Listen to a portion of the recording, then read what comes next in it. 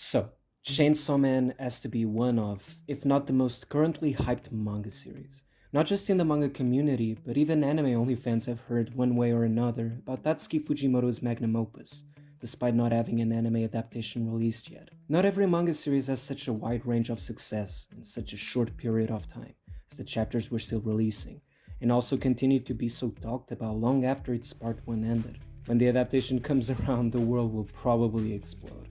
Chainsaw Man tells the story of Denji, an impoverished young man who, after making a contract with a dog-like devil named Pochita, fusing together, grants him the ability to transform parts of his body into chainsaws. Denji eventually joins the Public Safety Devil Hunters, a government agency focused on fighting against devils whenever they become a threat to the world.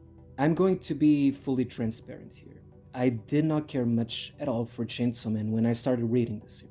Knowing full well the overwhelming hype surrounding it, and having read the first couple of chapters leading up to the end of the Bat Devil arc, I came out of it quite underwhelmed. At the time, to me, those first chapters and arcs felt stereotypical. The characters introduced felt shallow, the structure of the plot felt conventional, serving only as a means to get the characters fighting new monsters, more outlandish than the previous. I immediately assumed it was just more of the same battle shonen from the time, and that bummed me out. I was expecting something different, something more, and that's exactly what I got, but failed to see the first time around. Only after a second try, I got what I was looking for, including even more surprises. The Eternity Devil arc continued to introduce new characters to the roster, Imeno being my favorite, but it also started to do new and more interesting things with the main trio. The situations and fresh scenarios, but most importantly, the interactions they provided between them felt more fun to me. The sense of urge and claustrophobia the Eternity Devil brought with its powers and the effect it had on the characters just made for a very compelling predicament they needed to solve for the beginning of the arc. The interactions at the bar, Himeno and Aki's past, Himeno and Denji's interactions, Denji and Power's hilarious banter, and Makima's mysterious backstory and powers, all made for a very compelling follow-up to those early chapters. From there, each subsequent arc just got better than the last.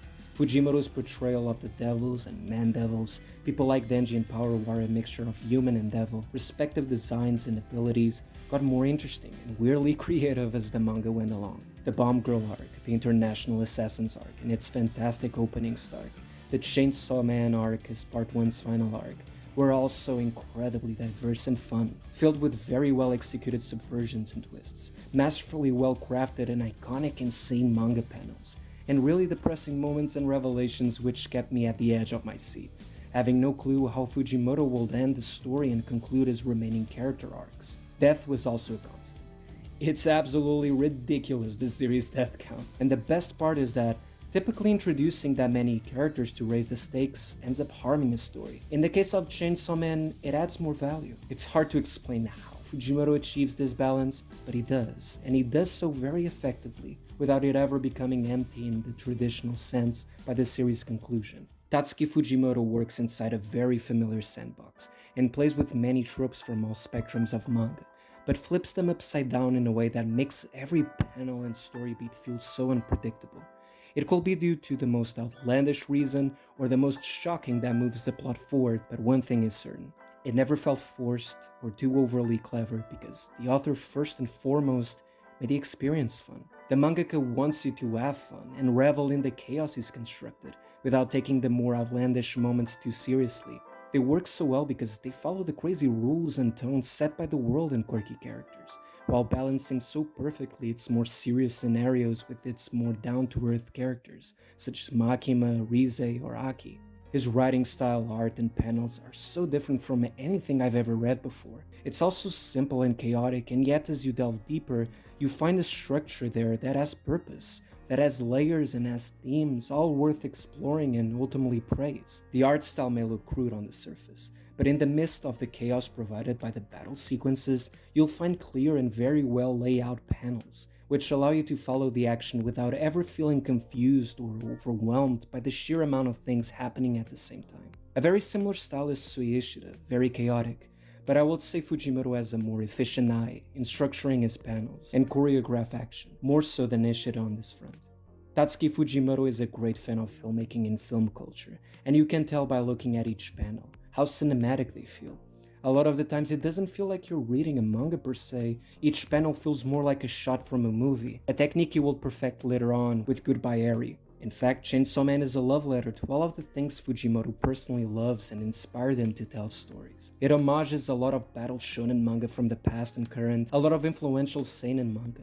There's references to multiple films and scenes that Tatsuki Fujimoto adores, a lot of Tarantino vibes as well, also one of my favorite filmmakers. Its horror roots come from all places, old B horror movies, slashers, psychological horror, the list goes on. He wears these influences and references on his sleeve, but never does it feel like he's copying what came before. It still feels like its own thing. You still can compare his tone alongside his storytelling and execution of outlandish ideas to anything else. You genuinely feel that passion, his fervent passion for all art in general, and it shows in every aspect of his work. It's beautiful. Even if it took me a little while to get on board with his vision, I learned how to care for these characters, care for his world, his story. By the time I reached the ending, I felt a sense of emptiness, but in a good way, that only certain and very special series have made me feel, while still being satisfied with the manner in which the story reached its conclusion. It had stakes, it had consequences, but it also reinforced the notion that shit happens in life, but you gotta move on. You gotta move on because life also changes, also has more unique, and granted scary and possibly heartbreaking scenarios to come, but also an infinite amount of exciting possibilities for the future. Denji as a character on the surface level seems nothing more than a one-note protagonist that just wants to touch boobs, eat, sleep, and find a girlfriend. And you will think in order to improve him throughout the duration of the series, the mangaka would put him and his companions under life or death scenarios and slowly change his personality and goals on a fundamental level, but no, that doesn't happen. Not really. Denji is not just a great character, but a great protagonist because of the exact way Fujimoto uniquely presents him. The same with one of the best characters in the series, Kobeni's Power. There's a vulnerability there, but these characters refuse to be slaves to it. In Denji's case, he's always been a slave to something or someone, and for most of the plot he doesn't mind that, as long as he can taste some kind of freedom and experience parts of life he never has before. But that only reinforces even more his need to break free from something. A prison that Denji replaces for another. A freedom he needs to learn to embrace fully in order to find the true happiness he deeply longs for. With all of that being said, I will now discuss briefly some spoilers, so you can skip to this timestamp on the screen if you haven't read Chainsaw Man yet. Reze and Makima have to be my two favorite characters in the whole story. Despite being the most mysterious, Reze in particular only being around for one arc, they still left such a strong impression on me. Maybe because of how much they added to Denji's character development. Maybe because of how great their designs and quiet yet ferocious personalities were portrayed. But mostly because I love the more intimate moments, the quieter moments where we got to see the humanity hidden deep within. The open scars and vulnerability that made you sympathize despite all the horrible actions they've taken. Makima as the main antagonist of the story stood out even more as a character than before, all thanks to that single and only moment where she let Denji get a glimpse of her most vulnerable side, her human side for the first time in the story. A scene which made the finale all the more sad and depressing, after Denji literally eating her remains for lunch. To me, it was obvious Makima would be the main antagonist of the story all along. Just the aura around her and menacing presence in every scene, her manipulation towards Denji and everyone else. But that doesn't mean her grand reveal still didn't have an impact. It was less about figuring out she was the villain and more about answering lingering questions and revealing her ulterior motives. Her scenes are some of the best in the entire series. The aforementioned theater date with Denji, the revelation of the control devil, Makima revealing her powers for the first time, the character revealing her obsession for the Chainsaw Man, being the catalyst for two of the most tragic deaths, except Himeno's, oh boy, the death of power which is pure sadness and shock value superbly mixed together. The perfect display of building tension for an entire chapter and releasing it to great effect with a curveball immediately after, giving the reader very few seconds to process what was about to happen next. And of course, Chainsaw Man's best girl, Reze's death scene. Her story arc was probably my favorite, although the final arc and the International Assassins arc being very close second and third. I'll never forget the whole Darkness Devil introductory scene, or everything having to do with Denji and the Devil Chainsaw Man in the final arc. I was crushed when Reze was killed off towards the end of the Bomb Girl arc, leaving Denji waiting patiently alone for her, thinking she ultimately chose to leave him behind.